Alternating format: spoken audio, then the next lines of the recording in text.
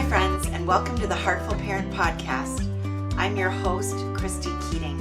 In this podcast, we talk about it all, our parenting, our partnering, and our professional lives, because they are all a part of us, and we were never meant to do this alone. Hi, friends. How are you? Welcome to another week of the Heartful Parent Podcast. Thrilled to be here with you. This week, we are going to dive into safety. And you know, if you know anything about me, that I am a fervent believer that every child has the right to grow up both brain and body safe, and that it is our job as parents, grandparents, and loved ones of children to help them do just that. I really, truly believe that if we can raise kiddos who are brain and body safe, we can change the world, obviously for the better. And safety, of course, that body safety piece is a huge piece of that. So I want to give you just a couple of heads ups about this. This conversation is a tricky one. It's a difficult one. It might be triggering for some of you because we do focus on child sexual abuse, and specifically child sexual abuse in an educational setting. And I know that there are people listening to this for whom that is a part of your history. If that is a part of your history, I honor you. I am grateful to you for being here. And I think it's important to listen and learn so that we can keep your children safer. And I also believe that you have the right to take care of your own heart. And if this is too difficult of a conversation, shut it off, turn it off, come back to it later, or don't, right? Put it on mute when you need to. It's not a scary conversation. We're not coming at this from a place of fear mongering or, all gloom and doom. Quite the opposite. But I know that it could be tough for some folks. So I just want to give you that warning. I also want to let you know that this is not a conversation that's designed or meant for little ears. So if you have a kiddo in the car or in the house or wherever it is that you are listening to this episode, I would put it on pause, maybe listen to a different episode, and come back to this at some point when you can be on your own. It's just really not meant for kiddos' ears. Third thing I want to say is that if you are parenting with a partner, I highly encourage you to listen to this episode with them or to have them listen on their own so that the two of you can be on the same page in terms of your approach to safety. Okay, so with those things said, I want to make sure that you know who we're talking to today.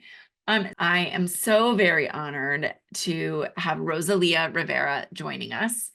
And Rosalia, if you don't already know her, you didn't hear her in the 2023 Safe Parenting Summit, Rosalia is a consent and child sexual abuse prevention specialist and an educator working predominantly with adult survivor parents. She is also a speaker, a rape culture disruptor, and the co-founder of the Brave Movement, which is a global survivor-led movement to end child sexual abuse. She is the co-founder of the Survivors Council of Canada, the founder of Consent Parenting, and the host of the About Consent podcast. In 2023, she was named a Very Well Mind magazine mental health champion for her work advocating for survivor parents' healing and trauma-informed care.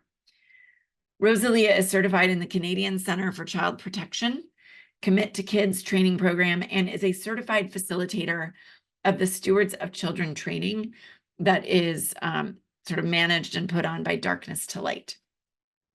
She is also a certified conscious parenting coach with the method that is taught by Dr. Shefali Sabari, and she is currently working on a book on school safety for parents to help schools do more to prevent child sexual abuse.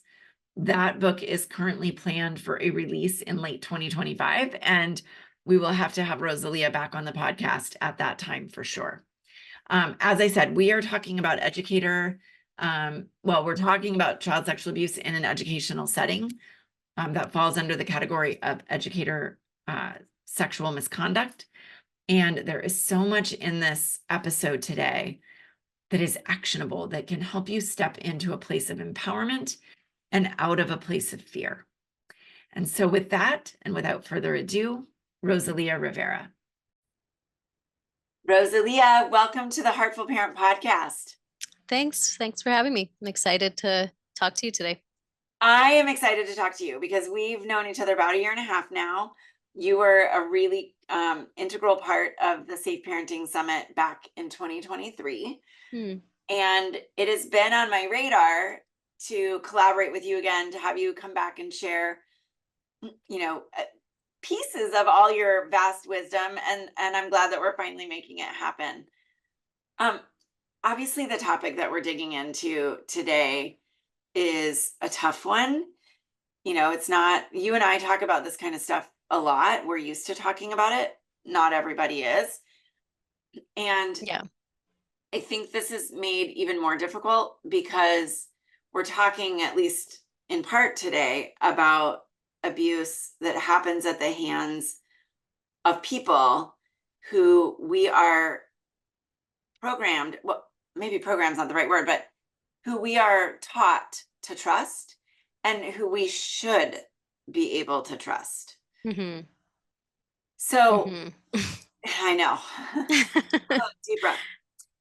Can you start with just explaining to us what we mean when we talk about educator sexual misconduct? For sure. And I just want to kind of preface it with the majority of educators are good people. So I want to start with that baseline, because the majority of the people who do go into working with children do have a vested interest in being safe, helpful, caring adults. Unfortunately, because of the fact that they have access, it creates spaces where predators who do want to access children for nefarious reasons have opportunity. And so as it relates to educator sexual misconduct, what we're talking about is offenders who find ways to get themselves into positions of access to children within schools or even youth serving organizations where there's an educational component, and they use their position of power to typically groom and abuse or assault a child. And that can be, from as young as 4 to as old as, a senior in high school. And we of course have seen this also on college campuses. So, educator sexual misconduct is a person who is in a position of power, who works within a school system. So it can be a teacher or a principal or an administrator, anyone who's in a position working within a school and abuse a child ultimately. So this can include also harassment. So it doesn't even have to be hands-on abuse. It can be a variety of ways that we know child sexual abuse can happen. So it can be hands-on or non-contact. Yeah. And just to expand that list out, like this also includes bus drivers and coaches and teachers' aides. Exactly. Like, right? Anybody who works in that setting and has Exactly. access to kids, right? Yeah. And I think it's so important to remember that this can even apply to a piano teacher, a tutor. But typically it's an adult who is in that position where they are, a lot of times using the competitiveness of school, grades, access to any kind of beneficial, scholarship or position, where they can manipulate a child, whether it's because the child shows that they want to excel and they're being given that opportunity, or because they are seen as quote unquote a troublemaker, and that can be used against the child as well to manipulate them. So yeah. I want to go back to what you sort of started with, and I'm so grateful that you did, which is that idea that most people who go into the field of education, and my mom was one of them. She was a public school teacher for nearly 30 years. They are good people, and they're not going into it to get rich. And I think because of that, we do often make the assumption that likability and the position of power sort of translates to safety and trustworthiness. and that's not always the case. But I can imagine that people who are listening to this, excuse me, are thinking, well, sure, there's always going to be nefarious, bad actors somewhere, but it's pretty rare. And the statistics tell us sort of a different story than that. So how prevalent is educator sexual misconduct in reality, at least as far as we can demonstrate with research? Yeah. So unfortunately, there isn't a ton as much as we would like to have by now. But what we do have shows that approximately 10% of students between K and 12 are victims of some kind of educator sexual misconduct. So specifically that kind of abuse. But the funny thing is, or I shouldn't say funny, but the interesting thing is that this is, of course, just based on what we know in terms of what's reported. And so again, as with all statistics around this issue, unfortunately, it's underreported. And to compound the issue, schools don't really give the real numbers either, and they're not mandated to. So the data we have is based on what we do know that has been reported, but most people in the field are looking at this as it's probably much higher. Even if it was double, even if it was just 20%, like that's still a large percentage. And it doesn't account we're not talking about even peer-to-peer violence that happens in schools. So it's one component of it. And we think it's probably a lot higher, the numbers, than the 10%. I want to put that number in context for parents because like when I read that, 10% of K through 12 students, I mean, of course, 10% seems like a high number, but I can also hear parents going, well, yes, high number, but there's 90% that aren't, right? And the first time I heard that statistic, somebody put it in this context for me, which is in the US, and I know you're Canada based, but in the US, that like calculates out to about 5 million students at any given time. Yeah. And even that number, I think, is really hard for us to grasp. And so this is what really did it for me. As somebody said, look, if you took 5 million students and put them in school buses, right? Your standard yellow school bus, that would be 92,000 school buses full of children. That and that's just per year. Right. Right. That number for me is like that visual, I guess, not the number, the visual of that is astonishing. Yeah. So, I think it is always very important to put into context. And one of the things that I think is always really frustrating is that there are two types of parents and one parent is usually the one who has biased optimism or optimistic bias. I can't remember which way it goes, but essentially it is that they are thinking, not my kid, right? It's the not my kid syndrome. And so unfortunately, they don't really look at what the real risks are. So they don't do anything to reduce the risks. And unfortunately, a lot of times those are the kids who are actually at higher risk because there's no protective behaviors.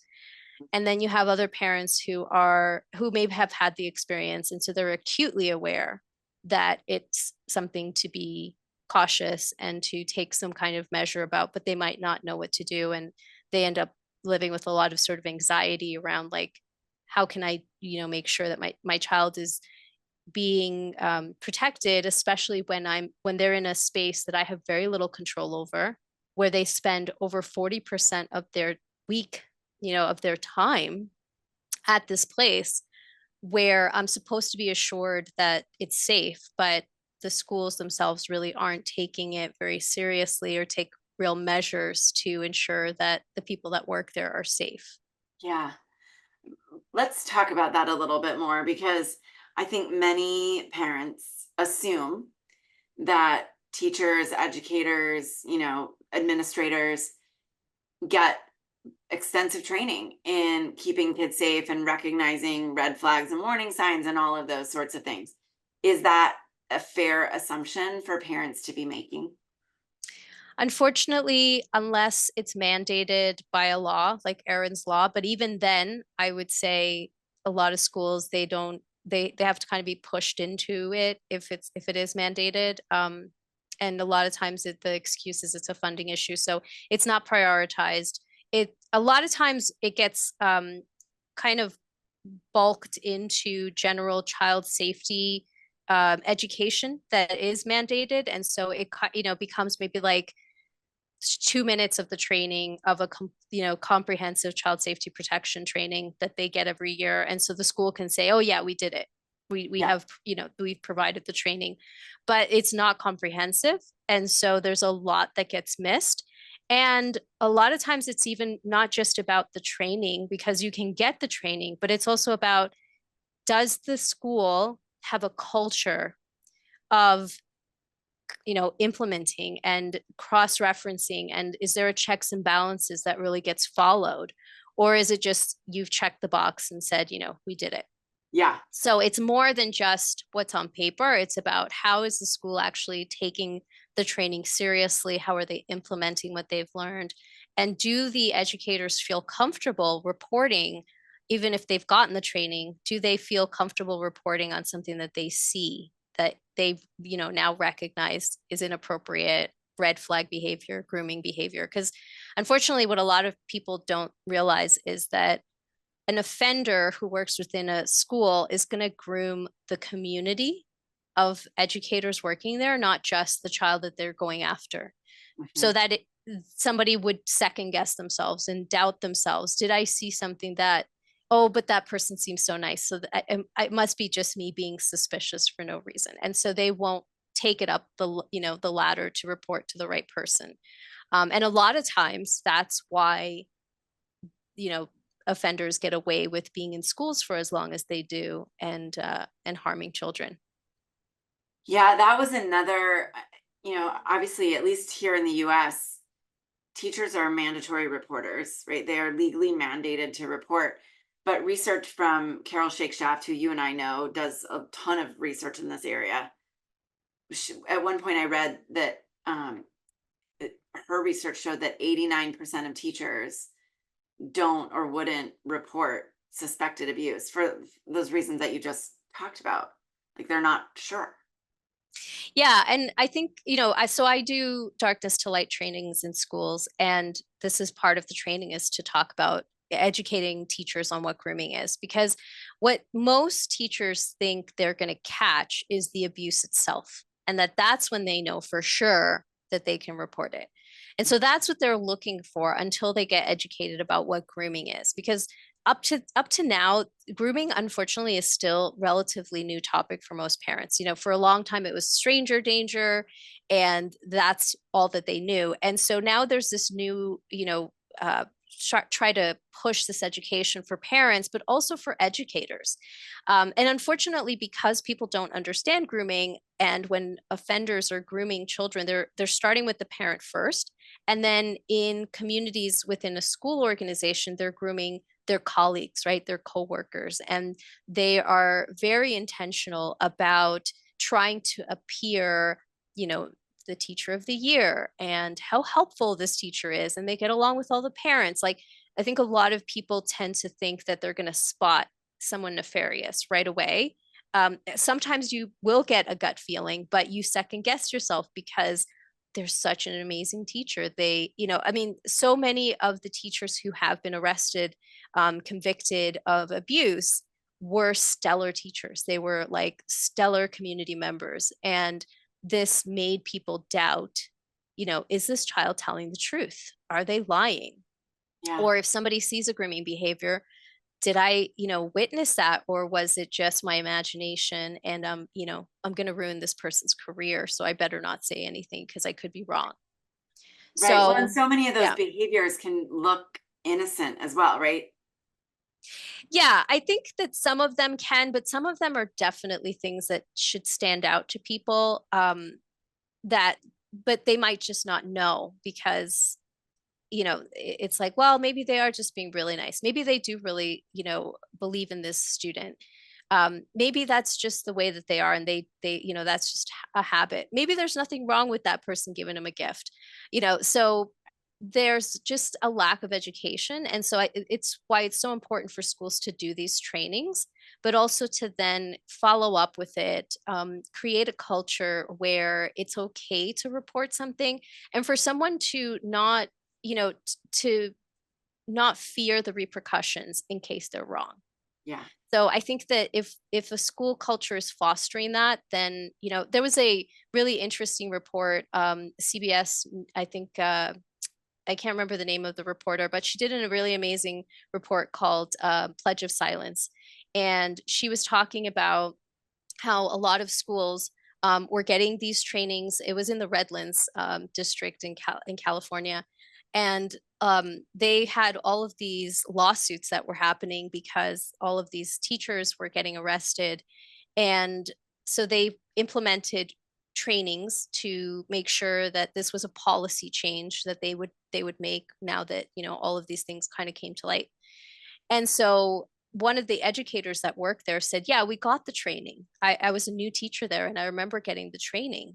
And then afterwards, I heard the teachers talking amongst themselves saying, like, yeah, I learned that, but like, I'm not going to report on somebody that, is my friend for a long time. And so there's also that sense of loyalty to, like, again, you've been groomed by that person. This is what happens. So there has to be a culture of like, of real understanding of the consequences of what happens to the students, to the children who are harmed, the long-term impacts. I think there's just a holistic, education that needs to happen, not just on some of the protective behaviors, but really on a full, complete understanding of what child sexual abuse is, how prevalent it is, what the long-term consequences and short-term consequences are, and really helping people understand, educators understand grooming behaviors, because then they can really look back and go, was I groomed? I think you would, instead of feeling like that's my friend, you might go, maybe I was betrayed in a way, right? And that would, I think, help you to develop the courage to go, maybe this is wrong and I need to take action. So I think culturally within a school system, it really has to be brought to light in a way that I don't think anyone's doing just yet. And that's part of that has to be infused with conversations from parents and educators to collaborate in ways that we haven't seen yet. Yeah, I think, as you're talking about that, I've heard the same thing from teachers, and it's in the research that they say, well, I wouldn't report because, what if I was wrong? Right. And I always think, yeah, but, if you don't report because you're worried about ruining the life of a teacher, what about not reporting and then ruining the life of a child? Exactly. Right. Like, can we, I always talk about the importance of being really child focused and child centered, because isn't that what teachers went into teaching for anyway? Right. Yeah. So you've talked a lot about this term grooming, and go ahead. Sorry, I just want to say one thing on that point, because I think this highlights how nefarious offenders can be. A lot of times the students that they select are troubled students who are failing, students who are, getting expelled all the time, or they are bullying other kids. So they will select children that they can really, who their credibility may have been ruined, right? So that it's easier to believe that this child, is just trying to ruin this person's life. And particularly if it's a girl, if she dresses a certain way, right? Like now we're getting more into cultural nuances of how they can manipulate the culture of their community. So unfortunately, those factors play into it. And again, if we're not giving teachers a really comprehensive education on this issue, they're just not going to see it. And one of the things, actually, I was just at an Envision conference this summer, and I think it was Donald Palmer was talking about power and positions of power. And one of the things that we tend to think about too is that it's a lot of the times teachers, but most of the time it's actually people who are even higher, who are protecting offenders, and who may create an environment where they're bringing in offenders. So you may have a school where there's someone in a position of power who is an unsafe person, and because we know that there are offending communities, they might actually bring in other, and this is what happened in the Redlands. Essentially, there were I think it was like up to 42 cases that they were dealing with. And you would think, after how many years, how could this have been happening? And it was teacher after teacher that they were just moving around. So I think that we have to look at the structure of the school system as a whole. It's not just educating the teachers, but looking at it, who's on the school board, who's in the administration, who is protecting others that they're maybe trying to protect themselves through, right? So I know, I don't want to get off topic, but I just really also want to point out that I think a lot of times when you say, why don't they think about protecting the children, there might be something larger at play. And because of the types of students that a lot of times get targeted, who would be easy to discredit, there's a lot of doubt that gets planted for other educators to say, oh, how can I believe that child? Right. Then that's such an important point, that part of the process is that intentional selection of who the victim will be, because it's not a random choice, right? Yeah. Which kind of leads us into the question of grooming. And we don't have to go into great detail, but I feel like grooming is a term that gets kind of bandied about in popular culture and frankly misused a lot, right? Yeah. And we hear it with things like drag queens reading at the library, they're grooming children. But grooming is actually more of a technical term that really means a distinct set of behaviors. Can you talk to us about what that is and what parents can maybe be on the lookout for? Yeah, for sure. So grooming is the intentional set of behaviors that an offender will use to gain access to a child for the purpose of sexually abusing them. But this isn't just behaviors that are done just to the child. The child is sort of the second stage of grooming that happens. The first, and there are stages to grooming. So there's about 6 stages. And the first is really to select who the target is. So we're talking about looking for the right kind of family, the right kind of child. How easily can I manipulate them? What needs do they have that I can fill? So they're looking at the first step is start targeting. And then now they're going to look at how can I get access. So these sets of behaviors, which I won't go into all of them today because we don't have enough time, and I could talk about grooming for forever because it's such an important thing for parents to understand. But essentially, once they have selected a target, they're going to try to ingratiate themselves mostly at first with the parents so that they can gain that trust. They can break down those boundaries, essentially, right? For the protective boundaries that we typically have with children. So if they can present themselves as very caring and very safe at first, and they will break down all of those barriers to be able to get that one-on-one access, because that's how the abuse can happen. But they'll test essentially if the parent is aware of body safety rules and practices. Are they good at setting boundaries? Or if they're tickling a child and the child's not comfortable, will the parent say something? Will the child say something? Are they educated on private part safety? Is that something that they even talk about? And once they have a little bit more access, then they can start to groom the child, so that maybe the child will ask for time with that adult, and they'll see what needs they can fill so that they can be there to, kind of be like the savior, and, maybe give gifts that might be hard to, say no to, or things like that. So there's lots of different behaviors that an offender will use to ingratiate themselves, to gain access, and then to begin, the next stages of grooming, which are then to normalize touch and normalize, sexual play, or introduce them to secret keeping or to explicit content, maybe something that the parent has prohibited, whether that's anything from ice cream to drugs or alcohol, right? Depending on the Right. child's age. So then they're looking at, how can I start to sort of entrap the child, and then the abuse can begin. The goal of grooming is really to get the child, obviously, have access to them so they can abuse them, but to make sure that the child won't disclose. So the longer the grooming can happen, the less likely the child is to report, and that's their ultimate goal, unfortunately.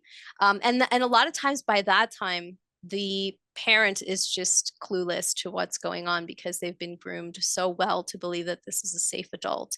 And at that point, the child may be completely feeling helpless and entrapped, and unfortunately sometimes even complicit. So it prevents them from reporting, because they think they somehow were part of what happened to them, and they're, somehow responsible. So unfortunately, it's one of the main reasons why children don't report, is because of the grooming process. Yeah. Yeah. I mean, uh, it's so heartbreaking that, we know there's all these signs and things that people can look out for, and the people who need that information the most, um, don't always have it. And then, don't you think, in the educator, in the, in a school setting, and we talked about this a little bit, some of that grooming isn't even as necessary as in other contexts, because we have an inherent trust of people who are there to teach our children and to guide our children, and so it's almost like they get a little bit of a free pass. Yeah, I mean, they already have the access, just, to groom the child directly. But then, it can move towards grooming, or sorry, to just being able to access them at recess or lunchtime or after school, and then other tactics that, educators would use is holding over, grades, or, academic advances. If they are interested in something specifically, or that, that they want to do, and they might be able to give them access. Or if they're struggling with a subject, then the reason for that one-on-one could be tutoring, or after school, furthering their education in some way, and taking that special interest, particularly if a child is in a situation where they're not getting a lot of attention at home, or they, they're, is some kind of stressful situation at home, and now this educator's taken an interest and is making them feel good, because they're helping them with something, or they're appreciating them, or whatever other types of flattery that they can use to get this child's trust, then the child is just already there. They have that access. So if they can get the parent to kind of just check off on all those things and say, oh, this teacher's like taking a special interest in my child, and they're really helping them with, their math or whatever it is, that can be one way that they're grooming both at the same time. And it's so much easier for them to have that instant access, which unfortunately is why so many, why again, I think that the numbers, when we say 10%, are extremely low, because one, children are such easy prey in these settings, and two, it's so easy to groom them. So there's the access is already there, and the grooming is easy to do. Yeah, yeah. So, as we're talking about this, I mean, I have to imagine that parents listening are going, "Oh my God, like this is terrible." And I know there's a series of questions that we all go through in our head when we learn something new like this, which is, what have I missed? Has it happened to my kid? What could I, are there things I should have been doing that I haven't been doing? What should I do moving forward? And I want to start with, if if you're listening to this, like, don't blame yourself if there's things you didn't know. Now you're learning them. And we all always get the chance to sort of do better. But with that, Rosalia, what do parents need to know or to be doing to help keep their kiddos safer, both in the context of, maybe conversations or discussions with their child, but also in the broader setting? Like, what can we be doing to try to make our schools safer? Yeah. So there's a couple of things that should immediately give parents a sigh of relief. Like, so take stock in the fact that there's a lot that you actually can do, and that's the really good news. For starters, communicate with your child's teacher. Just right out front, get to know them, learn more about them. Don't be afraid to communicate. I think a lot of parents don't know, especially at the beginning when they're just first sending their child, like, how much do I engage with the teacher? How much do they want me to be involved? So we kind of walk very carefully, into the school space. But a couple of things that are important to be aware of is that teachers are typically are underfunded in terms of under-resourced. They're overwhelmed. So if you can be a helpful parent who wants to support the class in some way, shape, or form around this topic, most of the time they're going to be really grateful. The ones who aren't very excited about it is, I would say, the ones that you want to be cautious of. But the only way you can even be aware of that is by bringing up the topic. And so I always recommend to parents at the beginning of the school year, have a conversation with them, set up a meeting, and just, because you're going to have lots of questions, and you should try to get as much information about how this, classroom goes, right? What's the culture of the classroom? What kind of teaching style do they have? So you want to ask a series of questions anyway. And so when you're asking those questions, you can mix in these body safety questions so that it's not the whole focus of your conversation with them, right? I'm sure that you're going to want to share things about your child, like, they might have allergies, or you just went through a really, tough summer. Somebody in the family, passed away. Maybe it was grandma and they're going through something, right? So you can normalize this topic as part of your conversation with, like, getting to know them getting to know you, them getting to know your child a little bit. And so some of what you can say is, this summer, for the first time, we started teaching our kids about body safety. Here's what we've been teaching them. That is a huge way of preventing your family from becoming a target. So right off the bat, you have alerted this person to the fact that your child is not going to be an easy target. And the purpose isn't to say, I'm watching you and stay away from my child. It's just to let them know, like, hey, FYI, this is something we've been teaching. If you hear my child use any terms about private parts, like, this is obviously if your child's like young, maybe they're in kindergarten or first grade. But even as they get older and, you have a kid going into fourth or fifth grade, you can talk about, we're continuing to talk about boundaries. And this year we also were, started teaching about this. We're really big on it. We found this new book, and I would love to bring it into the classroom if you guys are open to that, maybe for show and tell, or for story time, or for, to donate to the school library, what have you, so that they know that you've got reading materials, that you're educated, you're informed. So this is going to reduce the likelihood of your family being targeted. Because remember, part of the grooming process is that they're looking for what families are not educated, don't know about this topic, they're not talking to their kids. So if you immediately put that on the table, that reduces a risk of you being targeted. And then the other piece is to, talk to your either PTA or your principal. I always advocate for the PTA too, because you can, really kind of get an allyship going of parents. So you can educate them about this topic and ask if, do you know if you're new to the school, you can ask the parents there if they know if this is some, if there's a body safety curriculum. That's something you can also ask the teacher, or you can ask the principal and say, what are you teaching in the class? What's the curriculum for the school? They might say that it's part of their sexual health education. They don't start it until a certain grade. This is where you can introduce things like, the Monique Burr Foundation has this really great body safety curriculum. Is that something that, the school could bring in? This is something that I actually did in my school, and we ended up implementing it within the school district, which is a training from the Canadian Center for Child Protection. Mm. They didn't have that before, and we had multiple incidences of within the district of different schools that there were teachers that were arrested either for having CSAM or for educator misconduct with a student. So this was something I took very seriously and approached the school board actually about. But you don't have to go straight to the school board. I just want to pause briefly for those who don't know what CSAM is. It's child sexual abuse material, which historically or colloquially is called child porn, but that term is not favored anymore because it gives the impression that it's pleasurable and with permission, right? With Right. consent. And we know that when it involves children, it is not.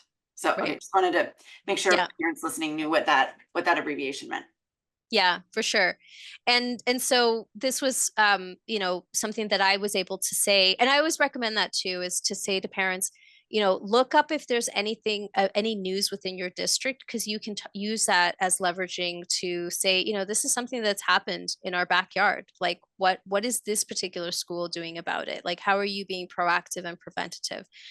So it helps you open up those conversations with, like the administration or the principal to see what curriculum is being taught, because this can then reduce rates of peer-to-peer violence, which I know we haven't even gone into. And maybe we can come back and have a conversation about that. Yes. But yeah, there's components that a school should be doing. We want to learn what are the policies that they have in place. That's more of a principal conversation, like talking to the PTA and the principal. But even just within the classroom, there's a lot that you can do by just having that simple conversation and bringing in things regularly that maybe your child's really enjoying in terms of a body safety book, or donating some books to the school library and saying, here's some books that we would love to have, other kids have access to. It can really encourage the school to start paying closer attention. Asking the principal, like, what are your screening processes? So there's a whole list of questions, and I actually have a blog post that I got a series of questions from Gavin D. Becker to ask a school. He's a safety expert, just in terms of general child safety, but he had some really great questions in there as well as it relates to abuse. Yeah, Gavin DeBecker wrote the book, The Gift of Fear. And it's so interesting that you mentioned this because just a few weeks ago on the podcast, we had a woman named Carrie Pasquarello who was talking about like safety for, teens and young adults, like going away to college and safety abroad. And she was also talking about Gavin DeBecker's book because it is really one of the most. Well, he has two. Yeah, he does. You're right. Yeah, Protecting the Gift is actually the one that had that list of questions, which I share also on the blog. Yeah. Oh, perfect. Okay. Yeah, you're right. I should have clarified. But those are really like prominent books kind of in the safety world. And I will make sure that we link to that book or both books really for folks to get if they're of interest. And I love that there's a list of questions in there because oftentimes parents are like, I want to do the right thing. I want to, step up, protect my kid, protect other kids. And I just don't even know where to start or what questions to ask or who to ask. And so we go to this place of apathy, right? Mm-hmm. Yeah. Yeah. Yeah. And you don't have to. I mean, the thing is that these aren't just like conversations you have once and then you're done. And most school systems are also really slow. They are bureaucracies unto themselves. So I always remind parents, like, this is a slow process of getting to know the people at your school, getting to be part of the PTA if you can, if you have the capacity and the time. Not everybody can, but also like even with things like events and games and, activities at school, if you can't attend, have someone else attend on behalf of your child, so that educators and whoever is going to be working with your child sees that there is a protective person, because that will also reduce the risk. Like, you can have the conversation, but then they see that you're not around ever. That can still, make your child a target. But typically, if you have that conversation, you're essentially claiming we're a safety family. We're safety focused. We focus on prevention and being proactive. And that's a big turnoff to someone who's trying to get away with this kind of crime. Yeah, they do not like kids who have an open line of communication with their safe adults, right? Yeah. Yeah. I mean, gosh, we could talk for so much longer about this. And as you said, like we didn't even touch on the peer-to-peer violence that we see in schools. So I think you're right, Rosalia. We need to have you back on the podcast to talk about that, because that's another related but separate issue that parents, it's a place where parents can be impactful. Yeah. And it's also a really big issue. It's, I think, maybe even a bigger issue than the educator sexual misconduct. As a trend, that's where unfortunately this is trending for specific ages. But even the younger grades, like I was just working with a parent cohort this summer, and there was a peer-to-peer situation between two 4-year-olds, and it was definitely adult red flag behavior from one of the children, which I think most people would be shocked at. But this was something that this child obviously had learned somewhere. The parent I was talking to, this was a small private school, like it was a small like outdoor forest school, and it was very well recommended, very reputable school. So I just want to put that out there because I think it's important for parents to really understand what the dynamics are within the classroom. And this is why I recommend parents talk to teachers to understand, how many students, what's the parent ratio, what does recess look like, are there areas in the school that have places where kids can hide where there's not good clear line of sight, what are the bathroom policies. Unfortunately, within these peer-to-peer situations, a lot of times they happen at recess or the bathroom, where sometimes there's not consistent supervision. So just really good to get to know your school, get to understand the ways that the day-to-day goes, talk to your kids and ask questions, continue teaching body safety. Just to give you a little bit, of what else we can talk about with the peer-to-peer stuff, and parents to know that there is always a lot that you can do, and you don't have to ever feel helpless just because your child is in another space. Well, and I think that's really the most important thing to get across today is that, yeah, bad stuff happens. And as parents, we do have an immense amount of power and, capability to do things to keep our children and then, other kids safe as well by sort of association, if you will. Mm-hmm. I love the idea about making sure that our students' libraries have body safety books and that sort of thing, which covers a whole wide gamut of situations where body boundaries are not honored. So I love that. Mm-hmm. Rosalia, I know people listening to this are going to want to get more from you and hear, learn more. And aside from having you back on the podcast, which we will definitely do, what is the best place? I know you've got a class that you taught recently, and there's, you've got a website and everything. What's the best place for people to track you down and all your wisdom?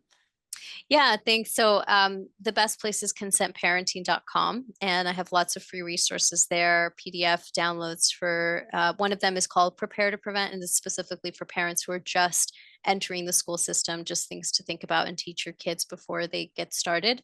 And yeah, that class you're talking about, it's actually currently closed now, but I co-hosted it with Kimberly King, who is an author and body safety educator as well. And she's a former kindergarten teacher. So she shared a lot of really great insight on, how teachers and parents can collaborate and become partners.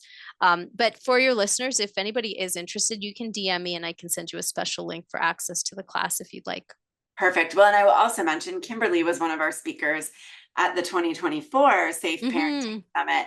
And parents can still get access to all the 2023 videos, which of course includes your interview, and this year's 2024 videos. Yeah, with Kim's videos. So those awesome. are also a resource. And we will make sure in our show notes for anyone listening, if you're, on your way to work or on your way home from work, when you get home or when you get to work, pop on your phone and all of these resources will be listed on my webpage where the podcast is, so that you can track Rosalia down and all of her great resources. We will also list that blog article that you mentioned as we were chatting. Awesome. Yeah, Rosalia, thank you so much for this conversation. I know we've just sort of like, this is the tip of the iceberg, but it's so important that we all start thinking about these things. And I think even the being aware of it and having small conversations often is really, it can be that simple. Yes. Yeah, exactly. Exactly. And, just one step at a time, one foot in front of the other, it's, doesn't have to be overwhelming. Anything that you do is going to be helpful, and you can start now, even if you didn't do anything before. Like, now is the time. So this is your sign to get started. And I also want to say thank you so much for inviting me on to talk about this. It's a very important topic for me, but I think for all parents, of course, who are sending their kids for the first time. I know so many people message me and say, like, I'm considering homeschooling because I fear this. And I'm like, you don't have to. You can actually help your school be a safer school. And then you're helping your community have a safer space to send their kids as well. So if you can, take any kind of action in this direction, you can really help other parents as well, and just build a stronger and safer community. So don't give up on the school system if you can. Thank you for saying that. Thank you for saying that. Yeah, because our schools can be such amazing places for our students, and we can all make it that way. Yeah. Yeah. Rosalia, thank you for everything that you do in the world. I know this is a really is a topic broadly and in this narrow, educator abuse piece that matters deeply to you. And I'm so grateful that you're willing to share your wisdom and your knowledge and help us all make our schools safer. Thank you. I appreciate you. I appreciate you. All right. Thank you, everyone, for joining me today. I know these safety episodes aren't always easy. I also know that they are one of the reasons why you tune in to the Heartful Parent Podcast, because we have a focus on safety in the way most parenting podcasts don't. And that you want this information. I know that parents are hungry for this information. And so I am so grateful for the partnership with Rosalia to help me bring as much good information as possible, so that you're not always just hearing me, yak on about stuff, but that you're also hearing from other experts in the field. And Rosalia is certainly one of them. So thank you for joining me. If you have any questions about this episode or struggling in any way, of course, Rosalia's contact information will be in our show notes, and you are also always welcome to reach out to me. I will also note that, if you are looking for a comprehensive training on child sexual abuse, you can find that inside the Heartful Parent Academy, right? It's a training that I give for many schools, churches, and other organizations. And I've broken it down into little manageable videos inside the Academy, so that you always have your fingertips on good safety information. And on that note, just letting you know, I'd love to see you inside the Academy. But what I'd really also love is to see you back next week for another episode of the podcast. Take care, everyone.